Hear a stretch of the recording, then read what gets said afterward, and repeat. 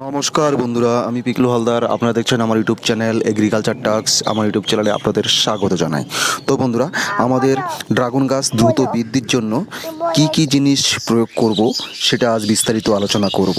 দেখে নিন আমরা কি কি আমাদের ড্রাগন গাছগুলোকে দ্রুত বৃদ্ধির জন্য আমরা এমন কিছু কাজ করলে বা এমন কিছু জিনিস দিলে বা সঠিক পরিচর্যার মাধ্যমে দ্রুত বৃদ্ধি করতে পারি।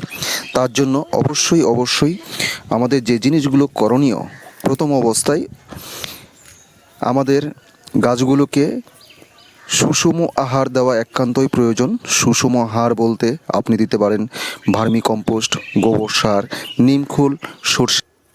সব পরিচর্যার পাশাপাশি অবশ্যই বাইরে থেকে আমাদের আরও অনেক খাবার দিতে হবে। তার মধ্যে পড়ে হিউমিক অ্যাসিড। হিউমিক অ্যাসিডটা অবশ্যই ড্রাগন গাছ, মাল্টা গাছ বা লেবু গাছ যে কোনো গাছের ক্ষেত্রে একটি অতি গুরুত্বপূর্ণ উপাদান, যেটি গাছের জটিল খাবারকে সরল খাবারে রূপান্তর করতে পারে।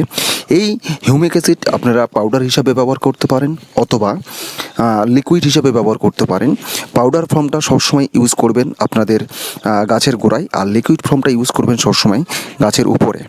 এছাড়াও আমাদের আরও যে পরিচর্যাগুলো অবশ্যই প্রয়োজন দিতে হবে আপনাদের ভিটামিন, নিয়মিত জলসেচ এবং আপনার গাছের গোড়ায় যে আগাছাগুলো আছে এই আগাছাগুলো অবশ্যই দমন করা উচিত। দমন করার পর প্রতিদিন নিয়মিত আপনারা একটু গাছগুলোকে খেয়াল রাখবেন। এছাড়া আরেকটি গুরুত্বপূর্ণ যে জিনিসগুলো দেবেন সেটি হচ্ছে এই সার দিতে হবে আপনার হিউমোসিল, এটাও দিতে পারেন। এছাড়া ট্রাস্কোয়েট একটি অনুখাদ্য, এছাড়া আপনার ইউরিয়া, এটা খুবই একটি ভালো উপাদান যেটা লিকুইড ফর্মে পাওয়া যায়। সকলে জানেন যে ড্রাগন গাছ বৃদ্ধির জন্য নাইট্রোজেনের একটি গুরুত্বপূর্ণ উপাদান। এই নাইট্রোজেনটা আমরা সাধারণত পেয়ে থাকি ইউরিয়া থেকে। ইউরিয়াটা অবশ্যই স্প্রে করবেন। আর পাশাপাশি যেটা করতে হবে আপনাদের এই ধরনের যে গুঁড়ো সার বা বাড়ি প্রস্তুতকৃত যে সারগুলো আছে সেই সারগুলো অবশ্যই দিতে হবে।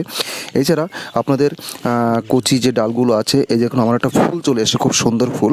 তো বন্ধুরা, আজকে এ পর্যন্তই।